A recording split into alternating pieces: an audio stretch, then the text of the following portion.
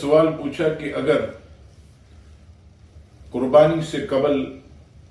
کسی شخص کا انتقال ہو جائے اور حصہ داری میں اس نے قربانی کی ہو تو اب اس کی قربانی کا کیا حکم ہے؟ جواب سماعت فرمائیں، اگر کسی حصے دار کا قربانی سے قبل انتقال ہو جائے تو ان کے بالغ ورثاء سے اجازت لینی ہوگی، اور بالغ ورثاء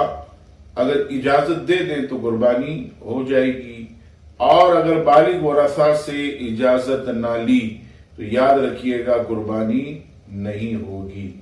یہ جو اجتماعی قربانی حصے داری والی جو ہوتی ہے، اس میں یاد رکھیے گا ہر قربانی ویسے تو اللہ تبارک و تعالیٰ کا قرب حاصل کرنے کے لیے ہوتی ہے، لیکن اگر کسی ایک بھی حصے دار کی نیت میں فساد آ جائے تو تمام کی قربانی نہیں ہوگی، لہذا بالغ ورثاء سے مرحوم کے بالغ ورثاء سے اجازت لے کر قربانی کریں گے تو قربانی ادا ہو جائے گی۔